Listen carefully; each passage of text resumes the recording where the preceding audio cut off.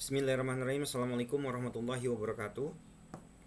Ketemu lagi kita lanjutkan PJJ kita, dimana kali ini materi yang akan kita bahas yaitu web application vulnerability. Jadi setelah berapa minggu? 2 minggu atau 3 minggu atau 2 minggu ya, 2 minggu kita skip perkuliahan kita, PJJ kita terakhir kalau tidak salah kita bahas tentang web server, keamanan web server. Nah, hari ini atau pekan ini kita akan bahas tentang web aplikasinya, jadi kerentanan pada web aplikasinya. Ya, seperti biasa, saya ambil langsung dari sumbernya saja karena ketika saya cek lagi di modul yang saya buat itu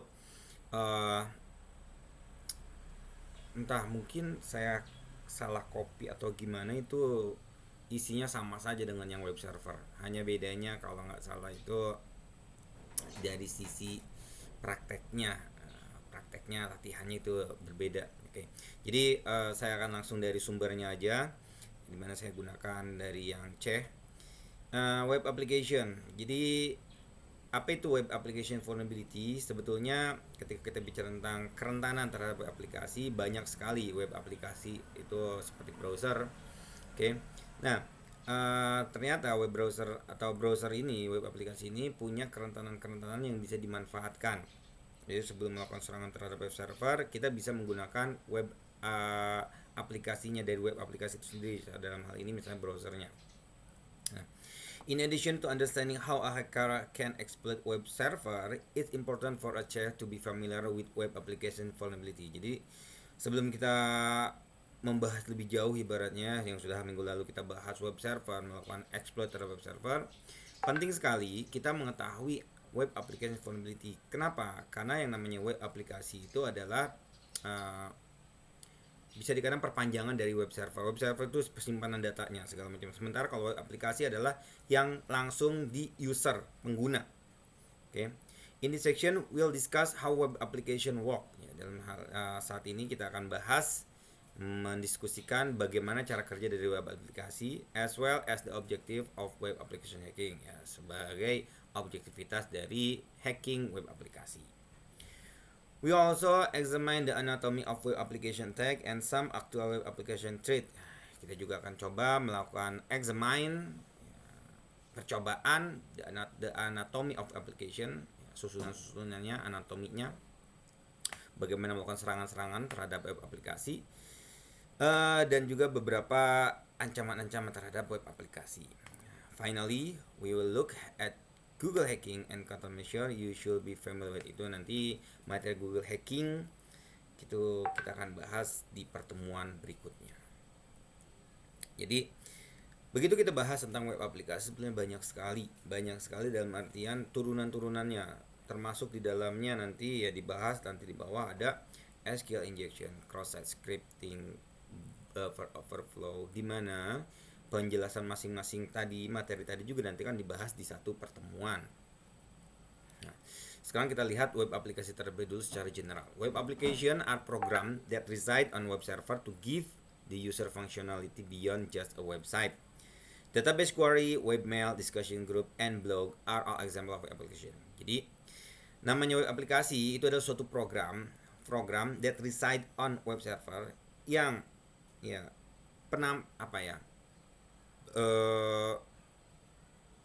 perpanjangan tadi yang saya katakan, perpanjangan dari web server to give the user, untuk memberikan pengguna functionality beyond just a website. Jadi apa sih website itu? Ya berarti kan website itu yang namanya website adanya di web server, tapi nggak mungkin setiap user itu datang ke web server. Maka web server itu menampilkan GUI-nya lah, ibaratnya seperti itu, gampangnya itu GUI-nya dari web server. Jadi kita bisa mengendalikan atau bisa mengakses web server tersebut melalui web application. Contoh-contoh web aplikasi apa saja? Misalnya database query, webmail, discussion group, blog. Ini merupakan contoh-contoh dari web aplikasi. Web application use a client server architecture. Karena dia ada perpanjangan dari web server, tentu saja web aplikasi ini menggunakan arsitekturnya client server. with web browser as the client and the web server acting as the application server. Di mana web browsernya ini itu bertindak sebagai client dan web servernya itu bertindak sebagai application server. Nah, JavaScript is a popular way to implement web application. Bagi yang mendalami pemrograman, khususnya pemrograman web, mungkin sudah tidak asing dengan yang namanya JavaScript. Nah, JavaScript ini merupakan popular way to implement web application. Jadi umumnya menggunakan, ya kita tahu memang pakai HTML, kalau membuat web itu pakai HTML, pakai PHP. Tetapi sekarang ada bumbu-bumbunya lah ibaratnya yang membuat web itu terasa lebih hidup gitu, yaitu JavaScript itu sendiri. Jadi dengan adanya JavaScript, suatu web yang tadinya hanya barisan HTML, codingan HTML atau PHP itu menjadi lebih lebih interaktif gitu. Tetapi tadi dari sisi keamanan, JavaScript pun bisa dimanfaatkan untuk menginputkan script yang ya tadi tanda kutip ya, bad script seperti itu. Because web applications are widely implemented, any user with a web browser can interact with most site utility. Ya. Tentu saja karena web application itu luas sekali diimplementasikannya, ya rata-rata setiap orang kan ketika ingin mengakses internet, mengakses web server itu kan lewat dari web aplikasi. Nah, any user with web browser can interact with most site utility. Ya, tentu saja setiap user dengan menggunakan web browser itu bisa berinteraksi. Nah, the purpose of hacking web application is to gain confidential data. Tujuan melakukan hacking terhadap web aplikasi adalah mendapatkan data-data yang sifatnya confidential atau rahasia. Web application are critical to the security of system because they usually connect to a database that contain information such as identity with credit card number and password. Jadi yang namanya web application ini sangat kritikal sekali di dunia keamanan. Pertama, alasannya dia berada di end user. Kemudian dia sebagai end user terkoneksi ke web server, dan yang diperparahnya itu di dalam web server dia pun terkoneksi ke database, di mana database ini umumnya berisi identitas, PIN, password, dan informasi-informasi rahasia lainnya. Nah, web application vulnerability increase the threat that hacker will exploit the operating system and web server or web application software.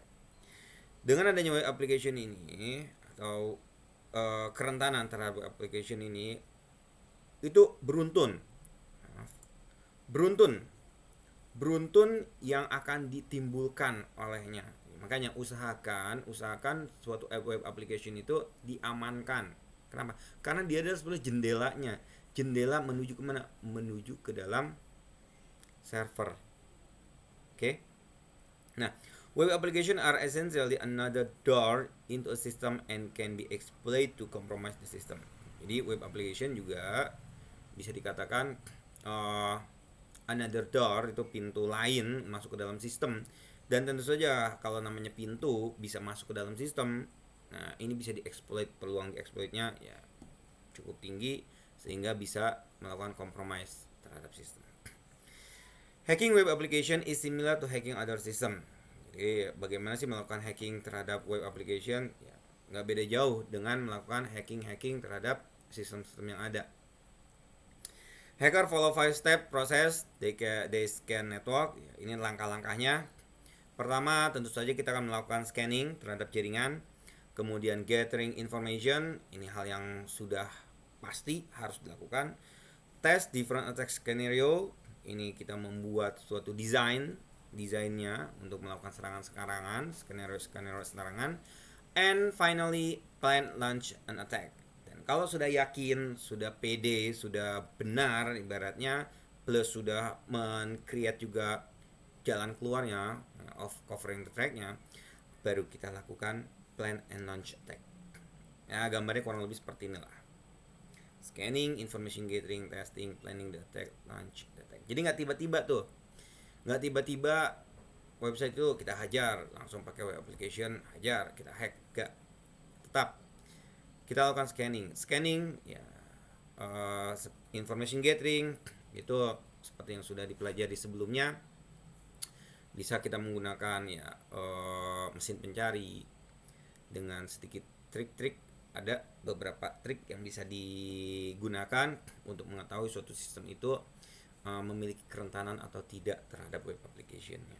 Nah, kemudian kita lakukan tes, dia rentan atau tidak. Kalau sudah dapat rentan, terbukti rentan, baru kita lanjutkan ke langkah selanjutnya, itu melakukan serangan. Nah, apa saja yang menjadi ancaman dan bagaimana cara melakukan countermeasure-nya terhadap web application? Many web application threat exist on the web server. The following are the most common threat and their countermeasure. Jadi banyak sekali ancaman-ancaman terhadap web aplikasi dan cara-cara untuk melakukan countermeasure-nya. Yang pertama adalah cross-site scripting. Cross-site scripting ini adalah parameter enter into web form is processed by the web application. The correct combination of variable can result in arbitrary command execution. Countermeasure-nya validate cookies, query string, form field, and hidden field. Jadi yang pertama adalah cross-site scripting.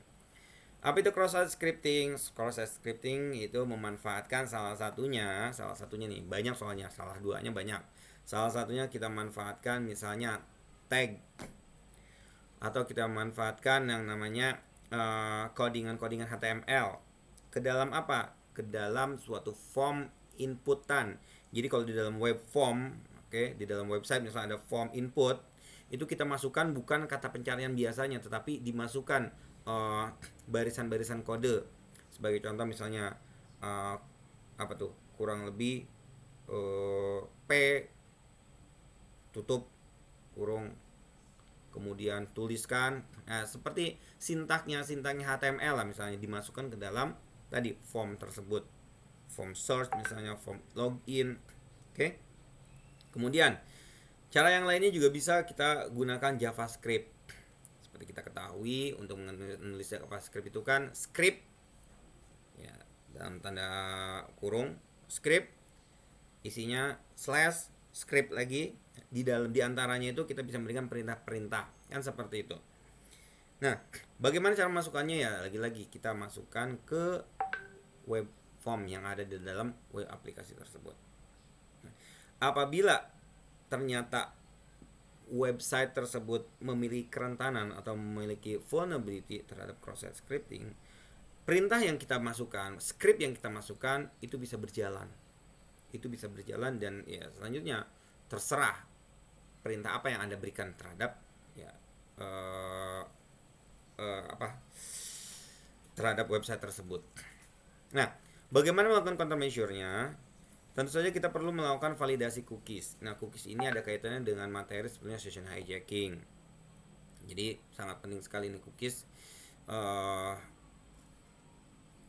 Rata-rata sekarang website meminta untuk melakukan cookiesnya.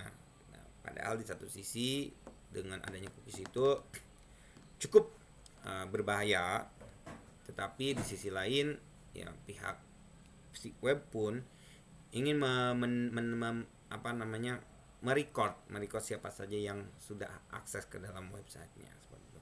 Kemudian countermeasure lainnya query string mohon untuk misalnya ya pengkodingan itu ya lebih lebih berhati-hati lagi. Kemudian dari sisi form field itu tolong dibatasi misalnya, dan hidden fieldnya juga perlu diatur sedemikian rupa. Ini countermeasure to cross-site scripting is to replace left and right angle bracket characters ini with and verti and gt ataupun using server script. Ini salah satu bentuk countermeasure lainnya. Makanya sebetulnya larinya ke arah si programmer lagi gitu loh. Itu dia, yang namanya keamanan itu bukan milik si orang jaringan saja. Justru benar-benar bisa diawali dari si orang programmer. Jadi seorang programmer itu memang dia mempelajari bukan hanya sekedar codingan berfungsi saja, tetapi bagaimana membuat codingan yang aman.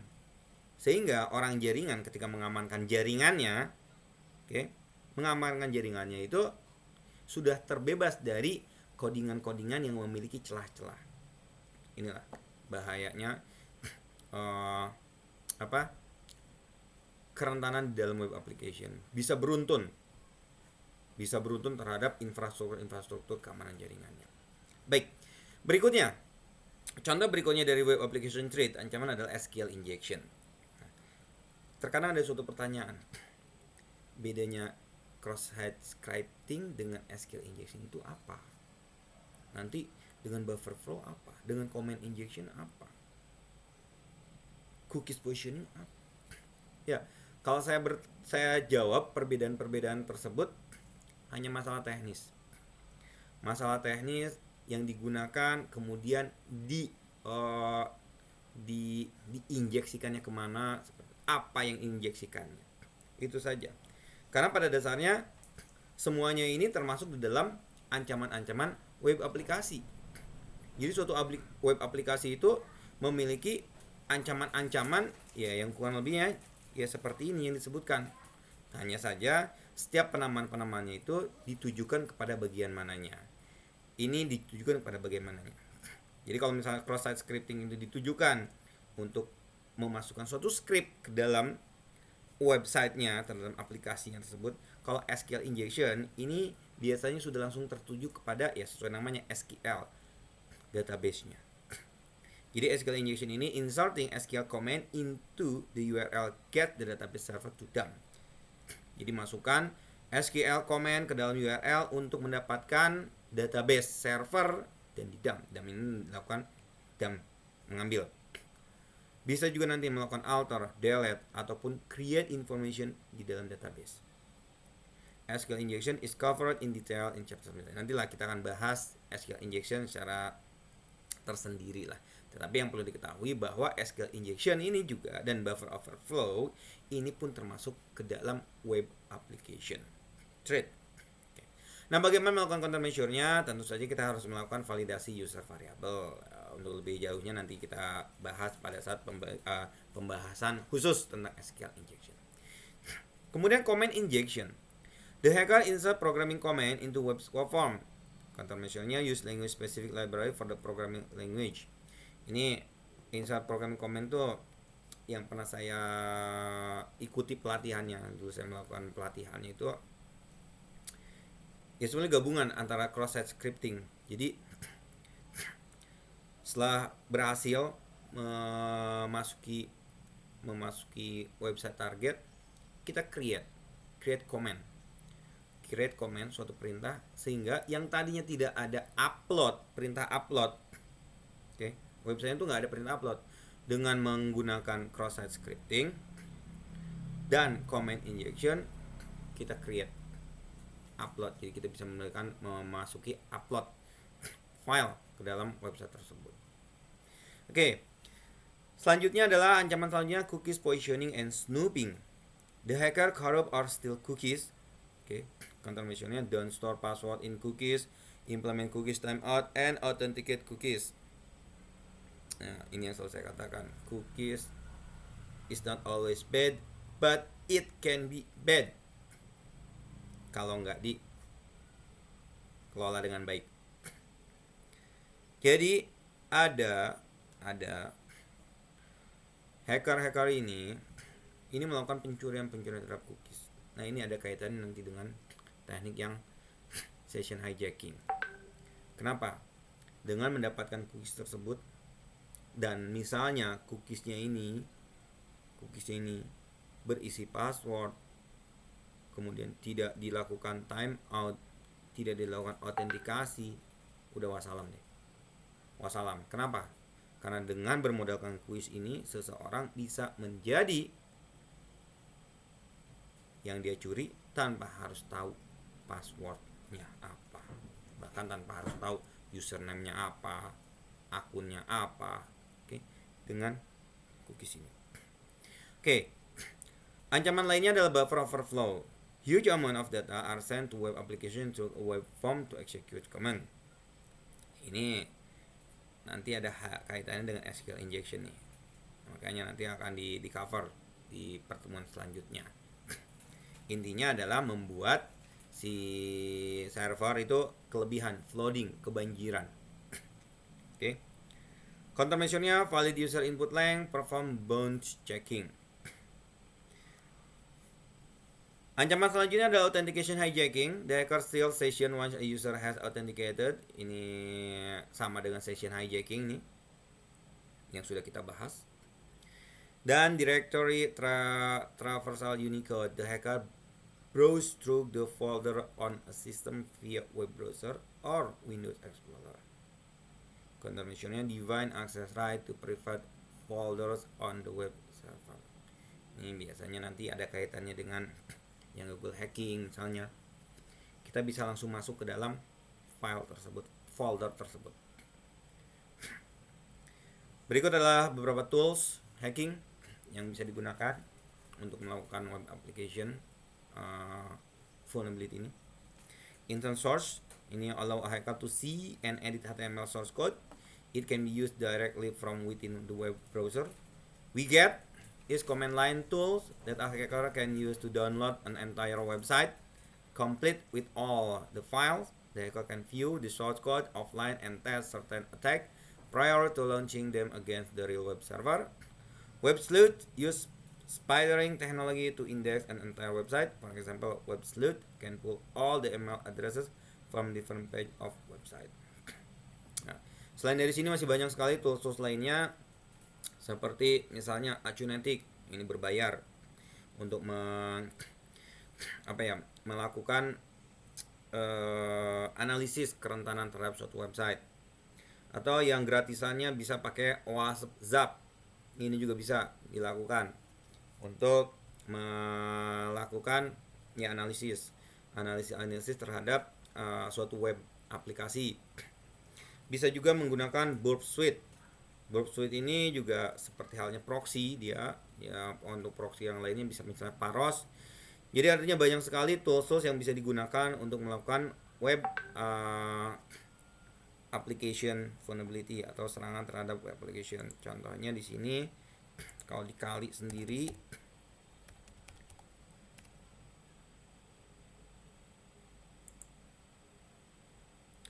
nah kita bisa lihat web application analysis. Nah, ini beberapa tool yang bisa digunakan. Banyak sekali sebetulnya. Oke. Nah, jadi kalau cuma segitu nggak dibuka lagi, lebih banyak lagi. Burp Suite, Skipfish, Nikto. Kemudian ada lagi apa lagi? Dirb, Dirbbuster. Nih kurang lebih yang bersama nih. Apalagi Burp Suite framework.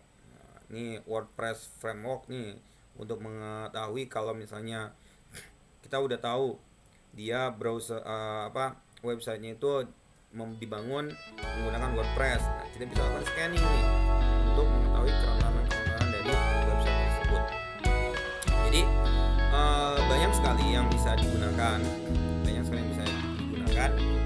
tools-toolsnya untuk melakukan web application analysis.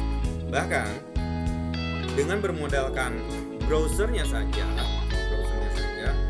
kita juga sudah bisa menggunakan atau misalnya seperti ini kita tes. Nah, kita panggil ininya. Oke. Ini kita udah bisa melihat HTML yang ada di sini. Dan dari sini ini kita bisa melakukan injeksi kalau memang suatu website tersebut memiliki kerentanan terhadap proses scripting misalnya. Menggunakan informasi yang ada di sini. Oke. Dengan perintah konsol ini udah kita bisa memasukkan script yang tadi, ya mulai dari script yang iseng sampai script yang jahat bisa dimasukkan seperti itu. Itulah kira-kira tentang web application. Untuk selanjutnya prakteknya saya belum membuatkan prakteknya, video prakteknya, tetapi kalian bisa lihat di YouTube itu banyak sekali, dan saya berikan satu link tentang penggunaan proses scripting. nggak terlalu panjang, dan mudah-mudahan kalian bisa mengikutinya, karena bahasanya bukan bahasa seperti saya, bukan bahasa Indonesia, dia pakai bahasa Inggris, bersyukur pakai bahasa Inggris. Dan kalau kalian tidak paham dengan bahasa Inggrisnya, tinggal dibaca saja, ikuti aja perintah-perintahnya, ikuti aja langkah-langkahnya, tes silahkan seperti itu. Nanti saya akan berikan linknya seperti biasa di e-learning. Oke, baik, demikian untuk materi kita kali ini. Kurang lebihnya saya mohon maaf. Seperti biasa, jika ada pertanyaan kita bisa diskusikan. Oke, apabila masih ada yang belum jelas, itu juga bisa ditanyakan.